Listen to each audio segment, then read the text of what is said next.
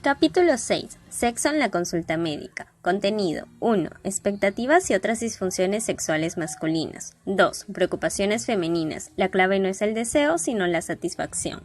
3. Los microorganismos que cohabitan o invaden nuestros genitales. 4. Enfermedades de transmisión sexual. Era el año 1983 y el investigador Giles Brindley estaba impartiendo una conferencia sobre disfunción eréctil en el encuentro de la Sociedad Americana de Urología, celebrado en Las Vegas. El Dr. Brindley ya había publicado varios estudios sugiriendo que la inyección directa de sustancias vasodilatadoras en el pene podía estimular la irrigación sanguínea y generar en segundos una rígida y duradera erección. Pero su trabajo había recibido muchas críticas, y se escuchaban rumores de que las fotos de penes más o menos erectos en sus artículos podían estar amañadas. ¿Con qué amañadas, En la mitad de su charla, de repente, el profesor Brindley se separó del estrado, recordó a los presentes que impartir una conferencia no era una actividad sexualmente estimulante y se bajó los pantalones. Sus anchos calzoncillos dibujaban una inconfundible erección. Brindley explicó que minutos antes de la conferencia se había inyectado papaverina en la habitación de su hotel y que esta era la prueba definitiva de que dicha sustancia vasodilatadora funcionaba perfectamente contra la disfunción eréctil. No contento con ello, según recuerdan varios asistentes y recoge el artículo How Not to Communicate New Scientific Information, se bajó también los calzoncillos y avanzó hacia la primera fila ofreciendo comprobar la dureza de la erección a quien quisiera. Quería dejar a todo el mundo convencido de que no era un implante, pero los gritos y expresiones desencajadas hicieron que se vistiera de nuevo y continuara con su charla. Este relato verídico no quedó solo en una anécdota. Las inyecciones de papaverina y otras sustancias investigadas por el Dr. Brindley se convirtieron en el primer tratamiento farmacológico para la disfunción eréctil, y algunas de ellas son todavía utilizadas cuando la Viagra u otros inhibidores de la fosfodiesterasa 5 no funcionan.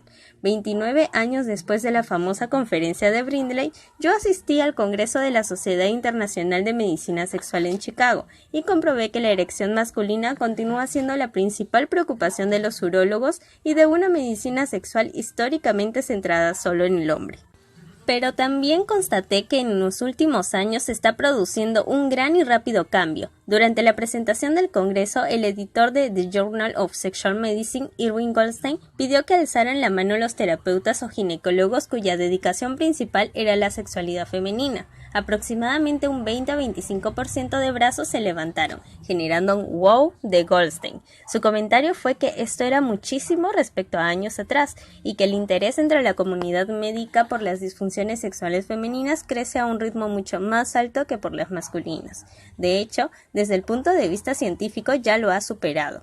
Si en la base de datos PubMed, que recoge todos los artículos científicos publicados en el ámbito de la biomedicina y la salud, introducimos los términos female sexual dysfunction y male sexual dysfunction y hacemos búsquedas específicas por fechas, vemos que 2012 es el primer momento de la historia en que se empiezan a publicar más artículos científicos sobre disfunción sexual femenina que masculina.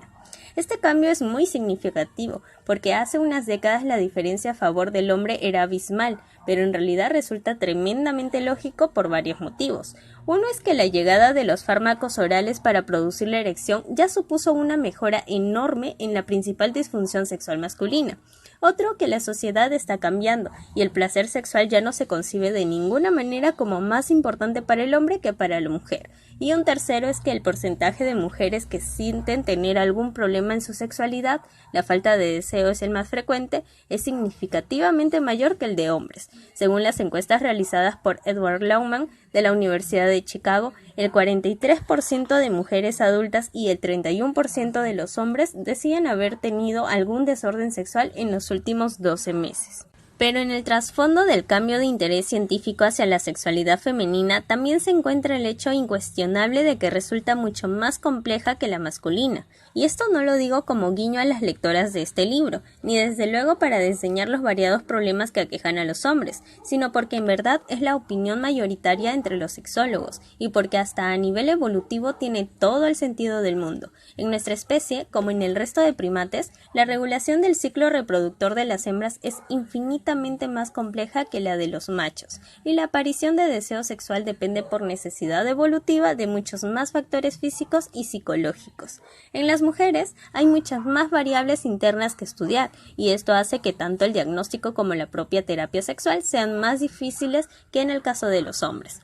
De nuevo, no pretendo quitar ni un ápice de importancia a las disfunciones sexuales masculinas. Nosotros también sufrimos innumerables trastornos de origen psíquico de los que hablaremos más adelante, pero en general los problemas médicos más habituales están mejor identificados y suelen tener en mayor grado un origen fisiológico. En cuanto a ciencia y medicina sexual, los temas más candentes de la actualidad son sobre sexualidad femenina. Dicho esto, en este capítulo revisaremos las principales disfunciones sexuales que afectan a hombres y mujeres desde la perspectiva médica, que no sexológica, cuya visión es más amplia y multidisciplinar, y en realidad es la que impregna el resto de capítulos de este libro. Pero antes quiero matizar dos puntos importantes. Primero, que este libro no pretende ser en ningún caso una guía sobre medicina sexual, y uno de mis principales mensajes es que si hay algo que nos preocupa sobre nuestra sexualidad, no debemos esconderlo, y merece la pena consultar a un doctor y o terapeuta especializado. Segundo, insisto en la necesidad de tener una perspectiva biopsicosociológica de la sexualidad que integre tanto en el diagnóstico como en la terapia factores médicos, psicológicos, de pareja y socioculturales. Los sexólogos del futuro no podrán obviar ninguno de ellos, y el gran reto será saber cómo combinar en cada caso tratamientos farmacológicos, por ejemplo suplementos hormonales, con terapias cognitivas, como discutir miedos o sentimientos negativos dentro y fuera de la pareja, y conductuales, por ejemplo modificar patrones de comportamiento o realizar ejercicios de estimulación sexual, también individuales y en pareja. De todas maneras, sin menospreciar el componente intuitivo basado en la experiencia que tienen muchos terapeutas, uno de los comentarios que más he escuchado durante la escritura de este libro es que existen infinidad de sexólogos que abordan los problemas de sexualidad con pseudoterapias inventadas, acientíficas y en ocasiones aberrantes. Aquí no defendemos de ninguna manera la visión mecanicista del sexo. Asumimos que la sexología siempre tendrá una parte de arte y otra de ciencia, y que las terapias deben ser individualizadas. Asimismo, pensamos que la información científica contribuirá cada vez más a construir una medicina y una psicología de la sexualidad basadas en la evidencia y no en las creencias o la casuística. 1. Expectativas y otras disfunciones sexuales masculinas. Buscando en la literatura médica encontramos fotografías de hombres con 2 penes, casos de parafilias que nunca habríamos imaginado y descripciones de todo tipo de trastornos físicos y psicológicos poco corrientes. Encontramos bastante discusión sobre hipersexualidad y obsesiones que discutiremos en otros capítulos. Muchas publicaciones sobre efectos secundarios de medicamentos y análisis de cómo ciertas enfermedades como el cáncer o la diabetes afectan a la función sexual. La diversidad es inabarcable, pero siendo esquemáticos, los problemas más comunes de la sexualidad masculina son: disfunción eréctil. Los problemas de erección pueden tener causas físicas o psicológicas, y como ya hemos visto en el capítulo 2, los especialistas cuentan con diversas herramientas para identificar cuál es el origen de la disfunción en cada caso particular. Las causas psicológicas más habituales son la depresión, el estrés, los problemas de pareja y el bloqueo que genera la ansiedad escénica o performance anxiety.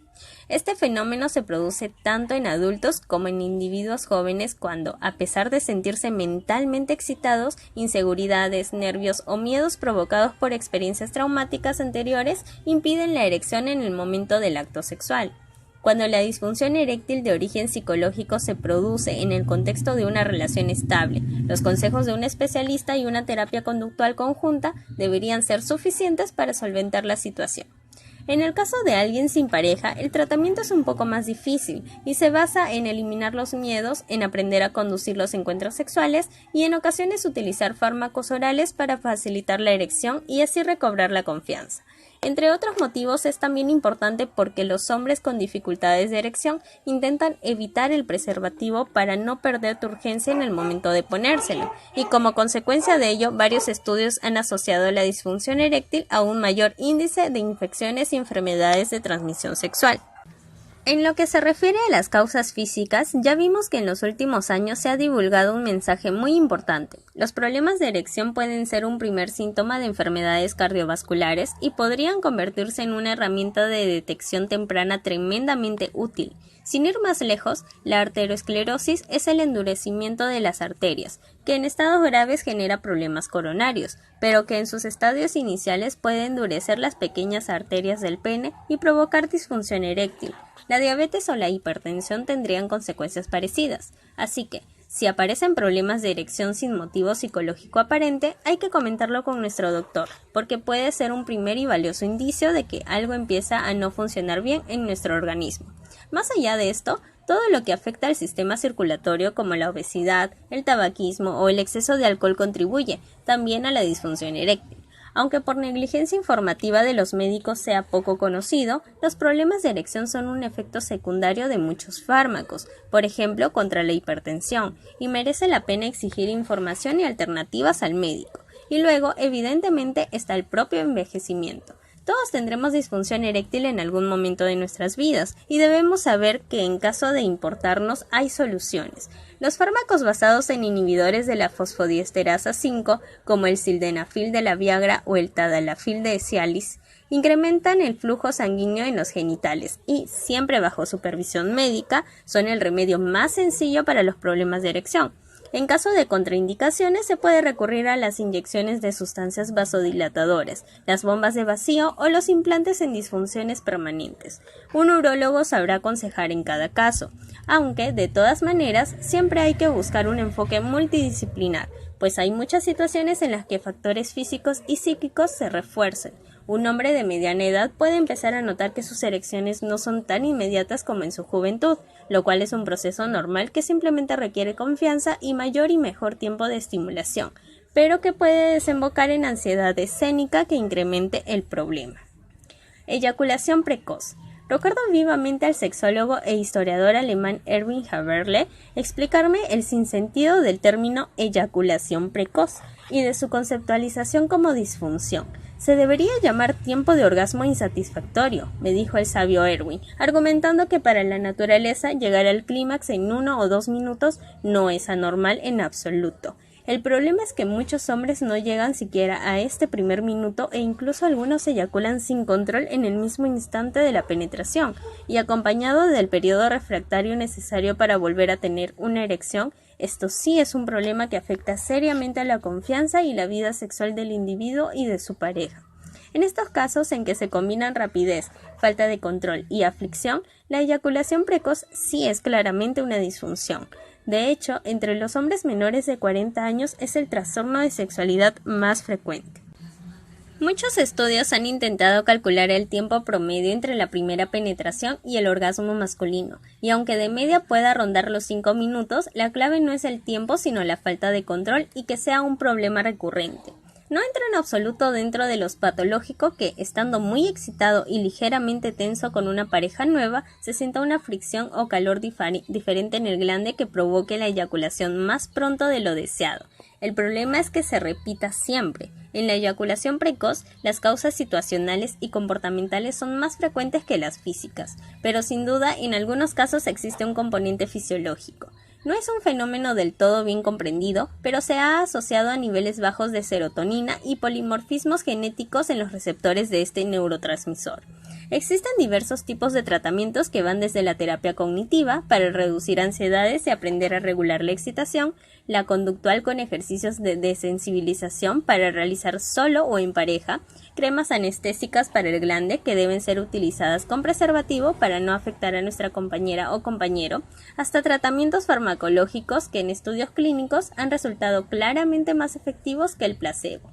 Como ya he explicado en capítulos anteriores, estos tratamientos provienen originalmente de los fármacos contra la depresión basados en inhibidores selectivos de la recaptación de serotonina, SSRI, tras observar que como efecto secundario retrasaban la eyaculación e incluso provocaban anorgasmia. Empezaron a utilizarse con éxito en dosis menores para tratar la eyaculación precoz, y en la actualidad ya se han diseñado SSRI específicos para esta disfunción. Merece la pena resaltar que ciertos ritmos o posiciones durante el coito pueden afectar al tiempo de eyaculación, pero que los clásicos remedios de masturbarse antes o intentar distraerse mentalmente durante la penetración no son por lo general demasiado eficientes. También debemos saber que con mucha frecuencia disfunción eréctil y eyaculación precoz están asociadas, unidas por la ansiedad y efectos psicosomáticos, y que en muchas ocasiones solucionar el problema de erección ayuda a aumentar la confianza y dilatar el tiempo de eyaculación. Eyaculación retardada o anorgasmia. Se calcula que entre un 3 y un 5% de hombres pueden tener dificultades importantes en alcanzar el orgasmo durante alguna etapa continuada de sus vidas. El trastorno puede proceder de lesiones en el sistema nervioso, consumo de drogas, de fármacos como antidepresivos y tranquilizantes, o tener condicionantes psicológicos que van desde la crisis de pareja hasta haber aprendido a masturbarse de una manera muy específica y, aunque hay grandes discrepancias sobre esto último, demasiado vigorosa. Cuando la causa es el consumo de fármacos, buscar una alternativa o contrarrestarlo con otra medicación, Viagra por ejemplo, pero siempre bajo consulta médica, puede mejorar la situación. En otros casos, los vibradores o geles lubricantes pueden ayudar, aunque lo mejor es acudir a un terapeuta experimentado. Falta de deseo. La falta de deseo afecta más a las mujeres que a los hombres, pero con los cambios sociales y el incremento de la esperanza de vida, muchos hombres se resisten a que su libido disminuya con el tiempo. En la falta de deseo, evidentemente influyen estados de ánimo, problemas de pareja y gran cantidad de aspectos psicológicos, pero también es una consecuencia normal de la pérdida progresiva de andrógenos o hipogonadismo, llamada coloquialmente andropausia. Quienes conciben el propio envejecimiento como un proceso de deterioro de la salud que puede intentar revertirse, argumentan que los parches, cremas o inyecciones de testosterona pueden contribuir a mantener un cuerpo y espíritu más joven en varios aspectos, incluido el deseo sexual. La testosterona no afecta a todo el mundo por igual, tiene importantes efectos secundarios, está contraindicada ante un riesgo elevado de cáncer y su uso debe ser vigilado por el doctor. Los niveles absolutos son poco indicativos y comparando entre individuos se ven hombres con baja testosterona y mucho deseo, y también lo inverso. Los investigadores creen que la clave está más en la cantidad y el tipo de receptores celulares de andrógenos que en los niveles sanguíneos, pero estudios clínicos sí han confirmado claramente que el suministro de testosterona en adultos con déficit tiene un impacto positivo en la función sexual y que se puede mejorar la salud general en algunos casos. Los reticentes a su uso argumentan que está sobrevalorada, especialmente en Estados Unidos, pues obesidad, diabetes, consumo de alcohol, dieta y ejercicio son factores mucho más limitantes. Otras disfunciones masculinas. El dolor sexual es mucho menos frecuente en hombres que en mujeres, pero se dan casos originados por infecciones, problemas nerviosos e inflamatorios, traumatismos de pene o la enfermedad de la Peyronie, en la que la acumulación de placas fibrosas provoca una extraña y en ocasiones dolorosa curvatura del pene. El priapismo se produce cuando por obstrucción de la circulación sanguínea en el pene se produce una erección involuntaria que no disminuye en menos de 4 horas. Es un problema poco habitual que requiere atención inmediata por los problemas de hipoxia y muerte celular que conlleva. También hay casos de micropenes, penes que crecen hacia adentro, buried penis, dolor específico en la eyaculación y, evidentemente, una gran infinidad de desórdenes de carácter psicológico, algunos de los cuales trataremos más adelante. 2. Preocupaciones femeninas. La clave no es el deseo, sino la satisfacción. Los problemas sexuales femeninos se pueden conceptualizar y clasificar en 4 grandes categorías según sus causas. A. Por factores socioculturales como falta de información sexual, exceso de trabajo o presiones de origen religioso. B. Por problemas en la pareja como conflictos, diferentes intereses, salud del compañero o falta de comunicación. C. Por factores psicológicos como ansiedad, miedos, baja autoestima o traumas del pasado. Y D. Problemas médicos como dolor en el coito, infecciones o cambios hormonales que puedan generar falta de deseo o de excitación genital. Todas estas categorías están interrelacionadas y la habilidad del buen sexólogo será identificar qué es origen y qué consecuencia en cada caso, sin partir siempre de ideas preconcebidas que subestimen el componente fisiológico o el psicosocial. Antes de pasar a describir disfunciones específicas, quería comentar una polémica que en el momento de escribir estas líneas es académica, pero que pasará a ser médica durante 2013. Deseo no es lo mismo que excitación. Algo que ilustra la mayor complejidad de la respuesta sexual femenina respecto a la masculina es el intenso debate que se produjo durante el Congreso de Medicina Sexual en Chicago, al que incluso se le dedicó una sesión plenaria específica titulada ¿Son el deseo mental y la excitación física dos funciones psicofisiológicas diferentes en las mujeres, cuyos problemas deberían tratarse por separado? No es un asunto baladí. Como explicamos en el capítulo 2, en estos momentos el DSM-4, Manual Diagnóstico y Estadístico de Enfermedades Mentales, elaborado por la Asociación Americana de Psiquiatría, sí distingue entre dos trastornos diferentes llamados desorden de deseo sexual hipoactivo, Hypoactive Sexual Desire Disorder o HSDD, y desorden de excitación sexual femenina, Female Sexual Arousal Disorder o FSAD. El primero se refiere a la ausencia continuada de deseo y fantasías sexuales, y el segundo a problemas de lubricación, irrigación vaginal y erección del clítoris. Aunque están claramente correlacionados, para la mayoría de expertos la distinción entre el deseo mental y la excitación física sí resulta muy útil en su práctica terapéutica y documentan casos en los que claramente falla solo uno de los dos componentes. Sin embargo, es muy probable que ambos trastornos queden unidos en la próxima versión del DSM-5 bajo un único trastorno denominado desorden de interés y excitación sexual, Sexual Interest Arousal Disorder, o SI/AD. ¿Por qué? Para muchos será un error impulsado más por fundamentos académicos que médicos, y quizá por preferencias de la industria farmacéutica. Si recapitulamos un poco, en 1966, Masters y Johnson publicaron su famoso modelo lineal de respuesta sexual humana, Human Sexual Response, formado por las etapas de excitación, meseta, orgasmo y resolución. Posteriormente, en 1979, Helen S. Kaplan añadió a este ciclo lineal la fase de deseo mental como inicio de la respuesta sexual. Y, en 2001, Rosemary Besson describió su modelo circular según el cual en ocasiones el deseo mental puede preceder a la excitación física, pero también el contacto y la excitación física puede generar deseo sexual. Desde entonces, varios estudios han demostrado que igual número de mujeres se sienten identificadas con los modelos lineales de Masters y Johnson o Kaplan y el circular de Besson. Pero a nivel práctico, la diferenciación entre deseo mental y excitación física ha continuado vigente. No obstante, los partidarios de unirlas en el DSM-5 bajo el paraguas de una única disfunción argumentan que no hay evidencia científica sólida para diferenciar el HSDD del FSAD, que ambos son constructos creados a partir de opiniones de expertos y que el hecho de que la Viagra no funcionara en mujeres implica que deseo y excitación no están tan separados como en los hombres. Quienes defienden mantener los trastornos separados argumentan que deseo y excitación están regulados por hormonas diferentes, que a nivel práctico distinguirlos es muy útil y que la Viagra sí funciona en casos concretos como los de mujeres que tienen problemas de excitación causados por antidepresivos. El tema es controvertido y alejado de la vida cotidiana, pero lo cito porque realmente es una de las discusiones más intensas en la medicina sexual y porque todo indica que, a pesar de las discrepancias, HSDD y FSAD sí se funcionarán en el próximo DSM-5, la primera referencia mundial en psiquiatría, bajo el nuevo trastorno de desorden de interés y excitación sexual, o SIAD. El SIAD será definido como la falta de interés y deseo sexual durante un mínimo de 6 meses manifestada por la ausencia o reducción de la frecuencia o intensidad en al menos 3 de estos 6 criterios. 1. Interés en actividad sexual. 2. Pensamientos o fantasías eróticas. 3. Iniciación de la actividad sexual y falta de receptividad a los inicios de la pareja. 4. Excitación o placer durante el acto sexual en más del 75% de encuentros.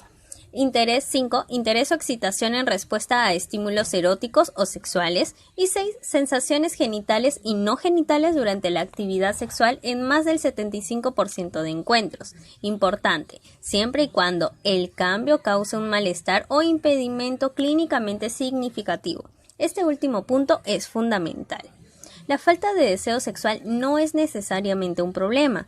La preocupación médica por la falta de deseo se disparó en 1999 cuando Laumann y Rosen publicaron en la revista JAMA datos de la encuesta de salud estadounidense. NHSLS, según los cuales el 43% de mujeres adultas de entre 18 y 59 años sufrían algún tipo de disfunción sexual, siendo el más prevalente la falta de deseo, que afectaba al 33% de mujeres en ese rango de edad. Estos datos generaron gran revuelo en el mundo de la sexología y se utilizaron para defender que la medicina debía empezar a contemplar la falta de deseo sexual femenino como un problema serio de salud. La ciencia a investigar con mucha más dedicación las causas biopsicosociológicas de esta llamada a partir de entonces disfunción, y la farmacología a buscar posibles tratamientos. Durante los años siguientes se habló muchísimo del tema, pero en 2008 un nuevo estudio aligeró la supuesta gravedad del problema, el llamado estudio PRESIDE, Prevalence of Female Sexual Problems Associated with Distress and Determinants. Realizó una amplísima encuesta a 31.581 mujeres en la que, además de preguntarles por su falta de deseo, problemas de lubricación, anorgasmia, etc., añadió la pregunta sobre si estos trastornos les generaban aflicción, distress. Los resultados fueron impactantes. Al añadir la pregunta sobre el distress, los porcentajes bajaron significativamente. Es decir, la cantidad de mujeres que sentía falta de deseo o excitación continuaba siendo muy alta, pero para muchas esto no significaba ningún tipo de malestar o preocupación. En concreto, los porcentajes de mujeres con algún tipo de disfunción sexual asociada a distress eran del 10,8% entre las de 18 a 44 años, el 14,8% entre 45 a 64 años, y el 8,9% en las mayores de 65 años. Y en el caso concreto de la falta de deseo, el 8,9%, el 12,3% y el 7,4% respectivamente. Las conclusiones fueron muy obvias. La falta de deseo continúa siendo un problema de salud sexual muy importante para las mujeres, que de ninguna manera debe ser contemplado como algo normal y que tanto psicoterapeutas como médicos y científicos deben contemplar atentamente. Pero también es cierto que para muchas mujeres la falta de deseo sexual no interfiere para nada en su bienestar. En el extremo de esta postura, activistas como Leonore Tiefer defienden que el concepto de disfunción sexual femenina es un constructo artificial fomentado por la industria farmacéutica y por una sociedad sexista que exige a las mujeres unos niveles de libido superiores a lo que es natural. Aunque en algunos aspectos el discurso de Tiefer puede parecer desmesurado, en muchos otros tiene gran parte de razón. En el centro de los ataques de Tiefer y su New View Campaign se encuentra la búsqueda de una Viagra femenina o medicamento para aumentar el deseo y la excitación en las mujeres, que por otra parte puede estar muy cercano en llegar. En el capítulo 2 ya comentamos que en 2010 la agencia del medicamento estadounidense FDA no aprobó el fármaco pimavanserin de la industria alemana Boehringer, argumentando falta de estudios que demostraran eficacia y seguridad, pero la compañía Sprout ha adquirido la patente y está realizando dichos estudios clínicos con aparentemente buenos resultados. El nuevo fármaco no actúa como la Viagra aumentando el flujo sanguíneo, sino alterando los niveles de dopamina, serotonina y norepinefrina implicados en la aparición de deseo. Es precipitado juzgar sobre su posible eficacia, riesgos y casos en los que puede beneficiar, pero podría estar listo para presentarse ante la FDA durante 2013. Se hablará mucho de él. Lo cierto es que en Estados Unidos, a pesar de no estar indicados para mujeres, muchas clínicas recomiendan suplementos de testosterona con el objetivo de aumentar el deseo sexual femenino. Yo he hablado tanto con médicos que dicen obtener resultados muy positivos, como con expertos reticentes por los posibles efectos a largo plazo en cáncer de mama, resistencia a la insulina o mayor riesgo cardiovascular. Lo cierto es que los niveles de andrógenos en mujeres van disminuyendo con la edad, y algunos estudios demuestran que, con enorme variación individual, la testosterona sí aumenta de manera modesta pero significativa la libido femenina en cierto tipo de situaciones, especialmente en casos de déficit de andrógenos.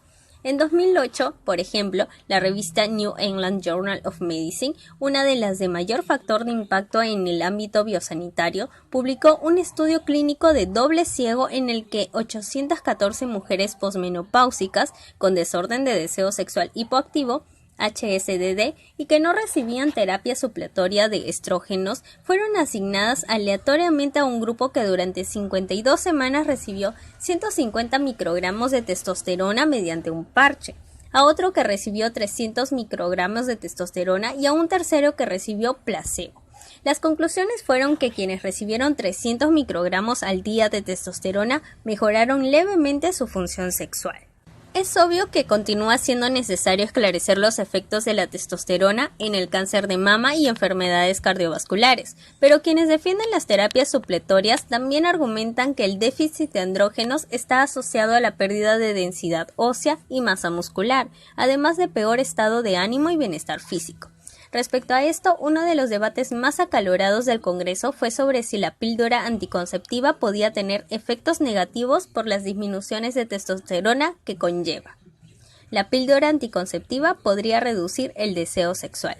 Tomar la píldora anticonceptiva reduce los niveles de testosterona. Pasa en todas las mujeres, es algo químico. Por un lado, los anticonceptivos orales reducen la producción de esteroides en los ovarios y por otro, aumentan los niveles en sangre de una proteína llamada SHBG o Sex Hormone Binding Globulin, globulina fijadora de hormonas sexuales, que se fija a la testosterona y el estradiol y disminuye su biodisponibilidad. Cuando en el torrente sanguíneo se incrementan los niveles de SHBG debido a los anticonceptivos orales, disminuyen los de testosterona sin excepción. No es alarmante y lo más probable es que no provoque ningún efecto. Ahora bien, según una revisión de la bibliografía científica publicada por Andrew Goldstein en septiembre de 2012, hay un pequeño porcentaje de mujeres cuyo deseo sexual disminuye tras empezar a tomar la píldora. No hay estudios todavía con estimaciones fiables, pero en el Congreso de Chicago me dijeron que quizá podría afectar a un 10% de mujeres. Por un lado, lo realmente chocante es que esto no haya sido investigado ni explicado a las usuarias mucho antes, y demuestra una vez más que la función sexual es raramente considerada como efecto secundario de los fármacos. Por otro, lo que a mí me llamó más la atención fue por qué a algunas mujeres les afectaba y a otras no. Francisco Cabello es uno de los pocos sexólogos de España que integran excelente productividad científica con dilatada práctica clínica. Dice que lo consigue a base de dormir poco. En el Congreso Europeo de Sexología celebrado en septiembre de 2012 en Madrid, me confesó que en eso de la testosterona van perdidos. Francisco sabe de los estudios que relacionan inequívocamente el aumento de andrógenos con el deseo sexual, pero en su práctica también encuentra infinidad de pacientes en los que no influye en absoluto, incluidos pederastas o hipersexuales a quienes les disminuyen farmacológicamente los niveles de testosterona y no pierden un ápice de deseo. Según Francisco Cabello, la relación entre testosterona y libido existe, pero está plagada de excepciones. Esta enorme variación interpersonal hace pensar a los investigadores que lo determinante desde el punto de vista biológico no son los niveles de testosterona libre en sangre y empiezan a sospechar que la clave podría estar en los receptores celulares de andrógenos, que harían a las células más o menos sensibles a las alteraciones de testosterona. De hecho, Andrew Goldstein anunció que están analizando polimorfismos genéticos asociados a estos receptores de andrógenos para encontrar alguna relación con el hecho de que aumentar la testosterona influya o no en el deseo sexual. En el futuro, esto podría llevar a una medicina sexual personalizada, que serviría para identificar qué tipo de mujeres podrían beneficiarse de los andrógenos y en qué cantidades y cuáles no. Incluso quizá teniendo en cuenta la información genética, a algunas chicas la píldora anticonceptiva se les podría recetar acompañada de suplementos de testosterona.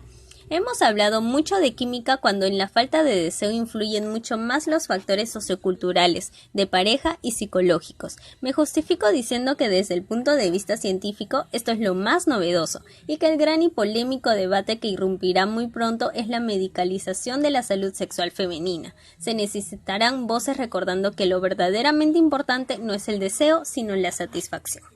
Disfunciones por falta de excitación y lubricación.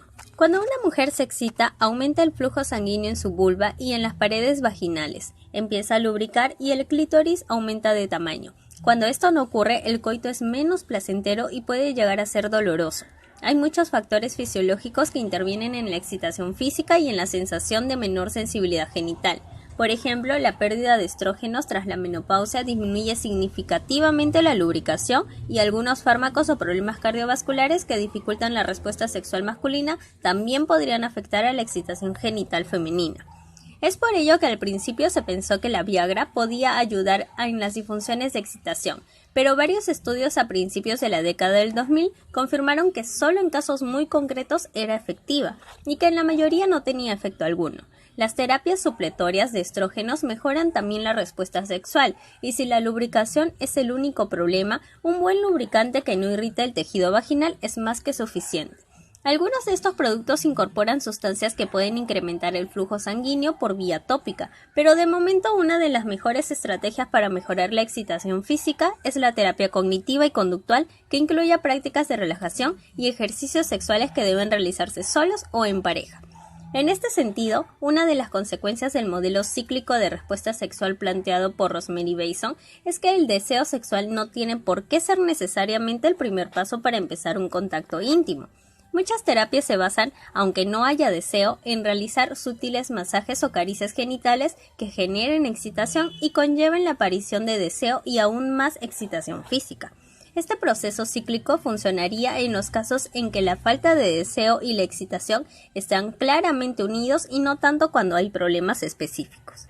Algunos casos de anorgasmia podrían estar relacionados con los desórdenes por falta de excitación y ser susceptibles de mejorar con la misma aproximación terapéutica. Según las estadísticas, alrededor de un 10% de mujeres nunca han experimentado un orgasmo y a un porcentaje muy alto les cuesta llegar al clímax durante el coito. Algunas lo viven como más problemático que otras, pero en caso de preocupación sí merece mucho la pena revisar qué medicaciones podrían estar influyendo en la respuesta sexual, antidepresivos principalmente, y buscar ayuda de una sexóloga que pueda recomendar técnicas de masturbación o ejercicios sexuales que en bastantes casos son efectivos. Síndrome de excitación sexual permanente. Un caso radicalmente opuesto es el de las mujeres que sin deseo alguno sienten sus genitales permanentemente excitados y al borde del orgasmo. Algunas necesitan inducirse orgasmos de manera continua para poder relajarse por unos pocos minutos. Es una situación tremendamente molesta que no comporta placer alguno y ha conllevado algunos intentos de suicidio. Resulta interesante que se haya intentado bloquear e incluso cortar los nervios que llegan al clítoris sin que la excitación permanente desaparezca. El síndrome de excitación sexual permanente, PGDA, es un síndrome extraño del que no se conoce bien la etiología, pero la cito porque en septiembre de 2012, Barry Komisaruk publicó una posible explicación. Tras conocer el caso de una mujer que tenía PGDA y quistes de Tarlov en la llegada del nervio pudendo a la columna vertebral, Barry contactó a una asociación de afectadas de PGDA para que le enviaran imágenes de resonancia magnética de la región sacra de la columna. 18 afectadas lo hicieron, de las cuales 12 tenían entre 1 y 3 quistes de Tarlov pinzando terminaciones nerviosas. De replicarse con un mayor número de pacientes, confirmaría que el PGDA podría estar originado por la excitación permanente de los nervios a la altura de la columna. Explicaría por qué bloquear las terminaciones nerviosas a la altura del clítoris no supone mejora alguna. Implicaría un posible tratamiento basado en la anestesia localizada en la zona de los quistes de Tarlov. Y sería un fabuloso ejemplo de cómo el conocimiento científico puede mejorar nuestra salud y bienestar. Vaginismo y dolor en el coito. El dolor en el coito o dispareunia puede estar causado por malformaciones congénitas, infecciones, falta de excitación, inflamaciones, lubricación insuficiente, reacciones alérgicas, atrofia vaginal o una condición muy peculiar llamada vaginismo. En el vaginismo, los músculos del suelo pélvico se contraen involuntariamente cerrando la vagina e impidiendo cualquier tipo de penetración, desde el encuentro sexual hasta la imposibilidad de introducir un simple tampón. La opinión convencional es que el vaginismo tiene causas psicológicas y se origina por ansiedad y temor al encuentro sexual, pudiendo ser una reacción inconsciente a experiencias traumáticas del pasado o a la anticipación del dolor en el coito. En ocasiones se concibe como una fobia a la penetración, pero muchos investigadores creen que en ciertos casos puede estar asociado a lesiones musculares o nerviosas, o ser una reacción similar a intentar meter un bolígrafo en el ojo, y que a nivel de diagnóstico la exploración física es tan necesaria como la psicológica. Es un campo muy activo de estudio y con opiniones divergentes, bien ilustradas por el comentario que realizó un ginecólogo en el Congreso de Medicina Sexual a un terapeuta que aseguraba que el vaginismo era siempre psicológico. No debes atribuir la dispareunia a ansiedad o depresión solo porque tú no tengas ni idea de qué ocurre en la vagina de tu paciente. Lo cierto es que la psicoterapia para eliminar bloqueos y aversiones funciona en muchos casos. También se han conseguido resultados positivos con inyecciones de Botox que impiden los espasmos musculares. Y uno de los tratamientos más utilizados se basa en una serie de dildos de diferente tamaño que la paciente debe ir introduciendo periódicamente en la vagina hasta acostumbrar la musculatura y proceder con la penetración de su pareja, o como decía el chocante artículo científico Surrogate versus Couple Therapy in Vaginismus, el de un terapeuta actuando como pareja sustituta o surrogate partner. La dispareunia es uno de los problemas sexuales que puede tener orígenes más diversos y el mensaje continúa siendo el mismo. Si se siente dolor continuado en el coito, hay que explicárselo a la ginecóloga porque existen soluciones. El arte de la terapia sexual. Empecé este apartado diciendo que en los problemas sexuales intervenían factores socioculturales, de pareja y psicológicos, y reconozco que de momento me he centrado casi exclusivamente en los médicos. Este libro parte de la ciencia como herramienta cohesionadora de la diversidad de corrientes teóricas sobre la sexualidad, pero reconociendo desde su índice que la científica es solo una visión parcial y limitada de la conducta sexual humana. Soy bien consciente que Johan y Darlene, una pareja de neoyorquinos de 43 y 39 años, con excelente salud física y psíquica, un hijo majísimo, posición económica relajada, verdadera sensación de estimación mutua y vida aparentemente feliz, no tienen motivos médicos ni fisiológicos para no haber hecho el amor en los últimos 6 meses ni sentir deseo sexual el uno hacia el otro. Sería un necio quien pensara que la testosterona podría incrementar la excitación de Darlene o de Johan. De hecho, él no tiene ningún problema de erección cuando se masturba viendo porno por internet, ni ella de deseo cuando ha tenido alguna fantasía con otros hombres. La sexología nunca será una ciencia exacta y siempre requerirá el arte, la intuición y la terapia individualizada del sexólogo experimentado.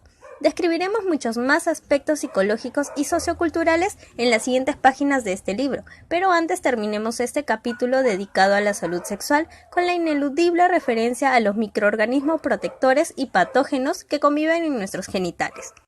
3. Los microorganismos que cohabitan o invaden nuestros genitales. Incluso en condiciones saludables, no todas las mujeres tienen las mismas comunidades de bacterias en su vagina. De hecho, en 2012, investigadores del proyecto Microbioma Humano establecieron 5 categorías diferentes de floras vaginales sanas. Unas comunidades generan ambientes más ácidos y otras menos, unas provocan olor y otras no.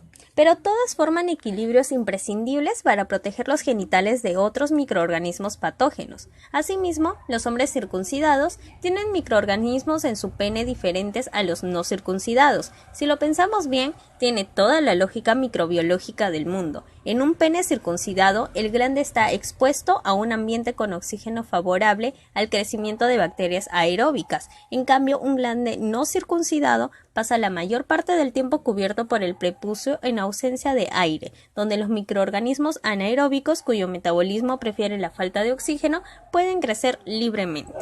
Diferentes bacterias en penes circuncidados y no circuncidados. Ya sé lo que estaréis pensando. Si uno se asea bien allí, no crecen ni los unos ni los otros. Falso. A no ser que el afán de limpieza extrema implique rascar hasta perforar las capas más internas del epitelio, y ni así. Como en los ojos, la boca, los intestinos o las fosas nasales, las capas más profundas de la piel de nuestro cuerpo están repletas de bacterias que realizan funciones básicas sin las que no podríamos sobrevivir. De hecho, sobre 1 centímetro cuadrado de la piel de nuestro brazo tenemos 10.000 bacterias. La mayoría de estas si las eliminamos por momentos al lavarnos, pero no esforcéis porque reaparecerán rápido. Si en ese mismo centímetro cuadrado escarbamos un poquito, encontraremos 50.000 bacterias por centímetro cuadrado en las capas más superficiales de la epidermis, y si hacemos una biopsia alcanzando los folículos capilares llegaremos al 1.000.000. Pero no es la cantidad lo que debe impresionarnos, puesto que lo observado por los microbiólogos desde que tienen en sus manos poderosas técnicas de secuenciación genética para analizar de una manera totalmente nueva los ecosistemas microbianos ha sido que solo en la piel hay 100 veces más diversidad de bacterias de lo que se conocía. Esto representa un cambio de paradigma para algunos aspectos de la medicina, incluido la consulta ginecológica y para la propia microbiología.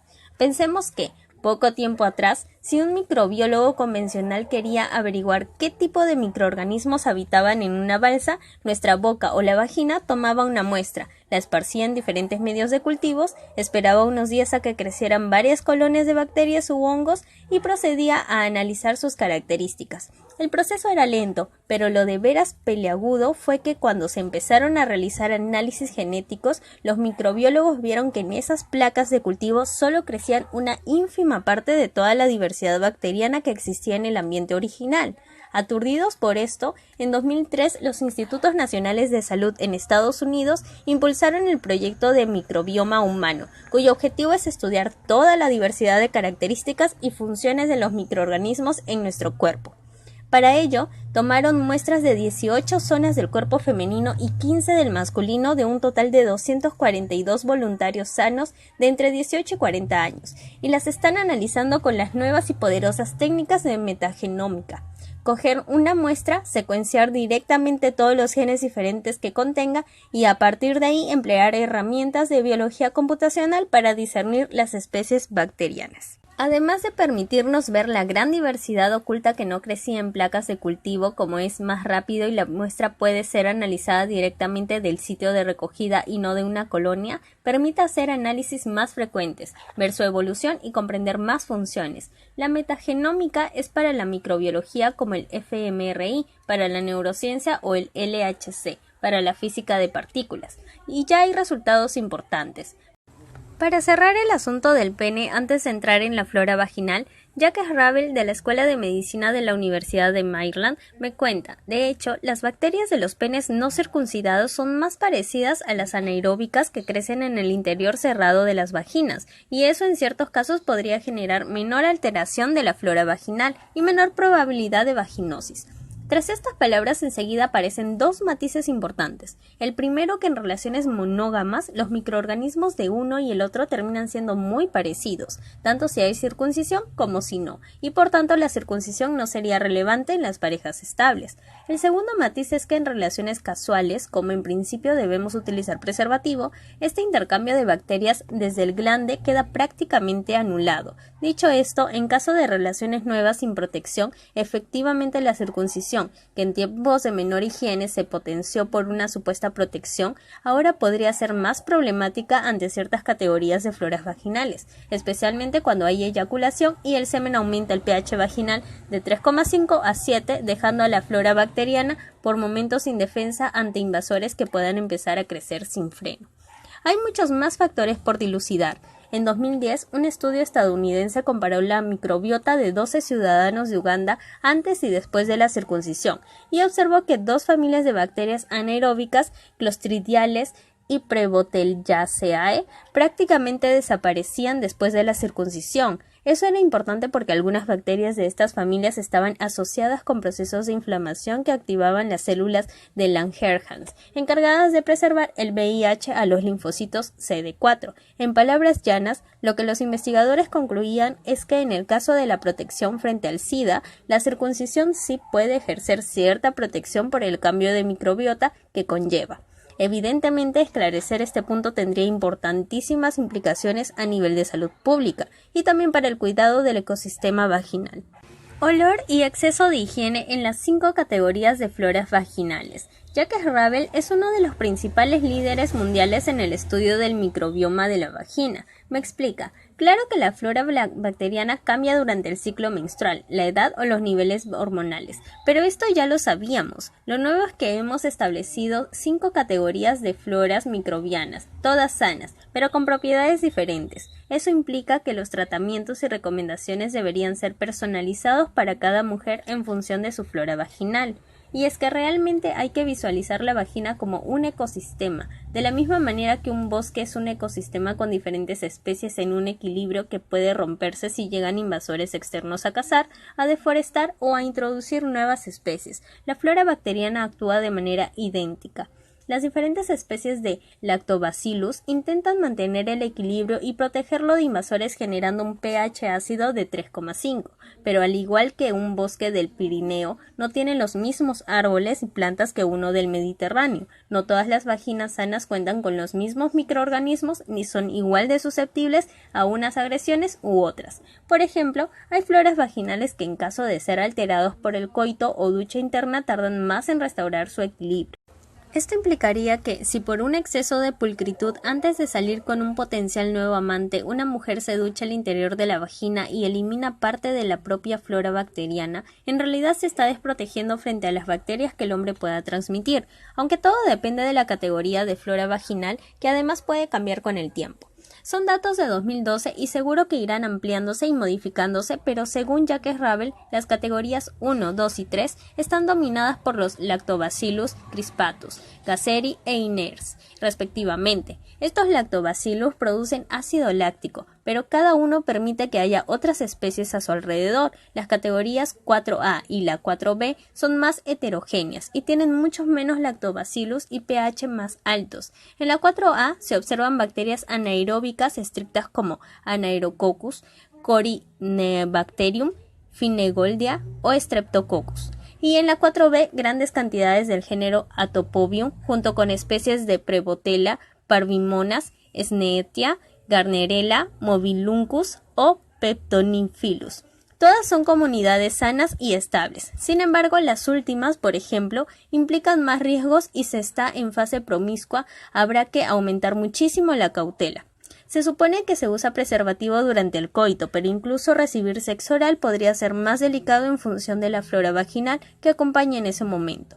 Jacques Ravel ha analizado genéticamente la evolución de las floras bacterianas de una población amplia de mujeres y ha observado que en las estadounidenses de origen afroamericano las poblaciones de categoría 4 son más habituales que en las caucásicas y que las mujeres con tipo 2 no suelen hacer transición a otro tipo, pero que la 3 y la 4B se intercambian con frecuencia. No tiene datos concluyentes todavía, pero sí indicios de que las diferencias entre categorías podrían afectar también a la fertilidad o predisponer más a infecciones bacterianas como la clamidia o virales como el VIH.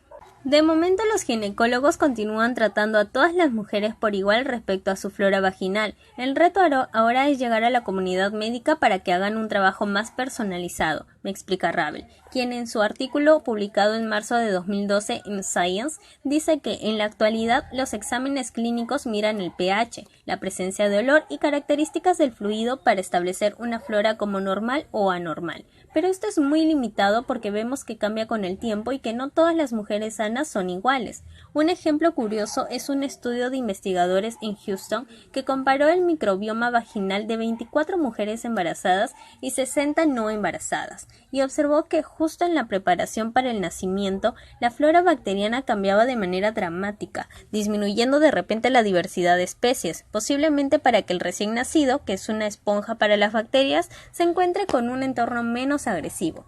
El olor es un caso paradigmático, a menudo está asociado a infecciones, pero en algunas mujeres es algo continuado y normal. ¿Por qué unas tienen ese característico olor y otras no? No es necesariamente cuestión de higiene, sino de estar en una categoría que permite el crecimiento de bacterias productoras de compuestos amínicos o no. Para muchas mujeres puede ser un problema que las incomode a ellas o a sus parejas y los ginecólogos pueden tratarlo, pero según Ravel, en el futuro incluso se utilizarán probióticos para modificar microbiotas vaginales completas. No nos extrañe si dentro de unos años, 2 semanas antes de ir a la revisión con el ginecólogo, las mujeres reciben en casa un kit con varios viales para tomar diferentes muestras de la vagina. Los llevarán a la cita con el médico y allí mismo en cuestión de minutos realizarán un análisis para establecer la categoría de flora bacteriana y en función de eso se prescribirá un tratamiento y se establecerán recomendaciones específicas sobre la conducta sexual que podrían ser muy diferentes a las del siguiente paciente.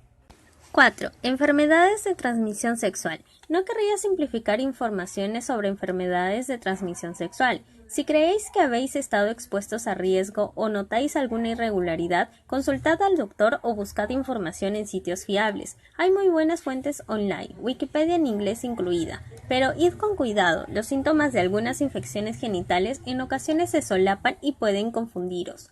Tomaos las revisiones en serio, porque la mayoría de infecciones son fácilmente tratables, pero si no se cuidan pueden causar esterilidad u otros problemas. Dicho esto, os ofrezco un resumen de los microorganismos más comunes que pueden generar desde pasajeras molestias a enfermedades muy serias. Bacterias. La clamidiasis es una de las infecciones bacterianas más comunes, causada por diferentes cepas de la bacteria Clamidia trachomatis. Se contrae por sexo vaginal, oral, anal o por contacto con áreas de la piel que contengan la bacteria. Se calcula que en Estados Unidos cada año se producen 3 millones de infecciones, de las cuales solo poco más de 1 millón son diagnosticadas por un médico. Esto se debe a que en el 75% de mujeres y el 50% de hombres la clamidia no presenta síntomas, o estos son muy leves y desaparecen con el tiempo, pero no hay que confiarse porque es muy fácil de tratar y en ocasiones puede quedar latente y manifestarse tras varios encuentros sexuales que desestabilicen la protección bacteriana.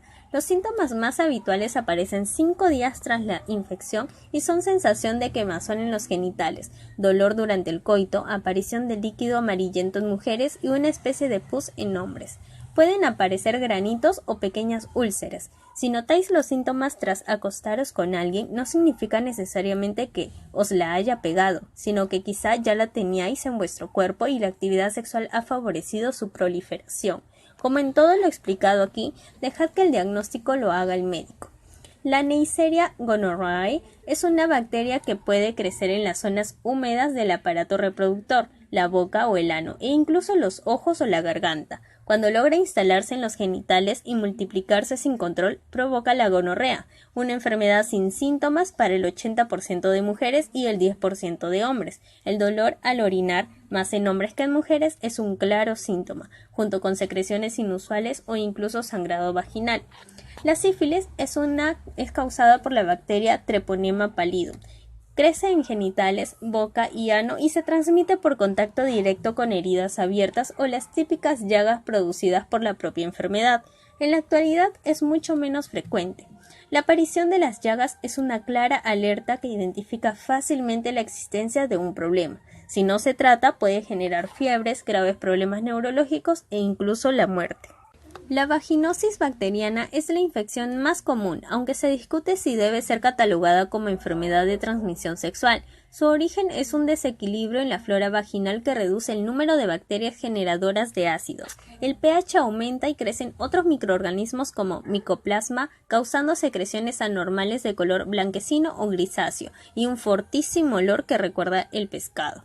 Normalmente la vaginosis se produce tras una serie de contactos sexuales frecuentes, especialmente con parejas nuevas o tras excesivas duchas vaginales, pero las causas no se conocen bien todavía. El uso de preservativo no la evita y puede manifestarse incluso sin contacto sexual. En ocasiones los antibióticos ayudan, pero también hay remedios naturales, y el sistema se puede reequilibrar por sí mismo.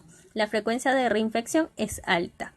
Hongos. El 75% de mujeres tendrá al menos una infección fúngica en algún momento de su vida. La candidiasis causada por el hongo Candida albicans es la más habitual. Los síntomas son fuertes picores, más intensos en la vagina que en el pene, y enrojecimiento e irritación de los genitales. El glande del hombre puede supurar una especie de pus sólido blanco de textura similar al requesón, generalmente sin olor. La higiene personal es básica como prevención.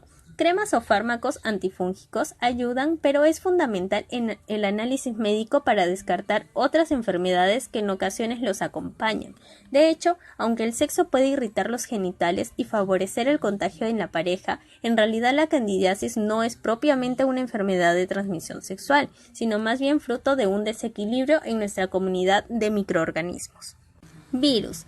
Ni sobre el VIH ni el virus de la hepatitis B vamos a decir nada nuevo aquí. Ambos pueden infectarnos por intercambio de fluidos. Hay prácticas que son mucho más arriesgadas que otras, y en una vida sexual promiscua la protección siempre es poca. La mayoría de gente está vacunada contra la hepatitis, pero esta barrera no existe todavía con el SIDA. El herpes es un virus muchísimo menos grave, pero que puede acompañarnos toda la vida en estado latente y despertar en diferentes épocas con molestos picores y heridas. Sus síntomas son muy diversos, y el doctor ya nos informará en los exámenes regulares que si no hacéis, y esto va sobre todo por los chicos, deberíais estar haciendo. El virus de papiloma humano, VPH, quizá merece un poco más de atención por los últimos datos que lo relacionan con tantos casos de cáncer de cuello de útero y la relativamente reciente aparición de vacunas para evitarlo.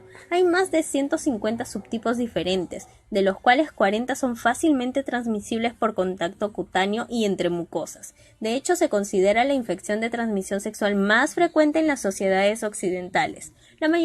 La mayoría de gente infectada con VPH desconoce su estado, nunca tendrá síntomas y en algunos solo se manifestará con pequeñas verrugas en genitales y ano, pero está claramente vinculado al cáncer de cuello de útero, en menor medida también al de pene. Es la principal causa del extraño pero cada vez más frecuente cáncer anal y está relacionado también con el continuo aumento de cánceres orales y bucofaringios.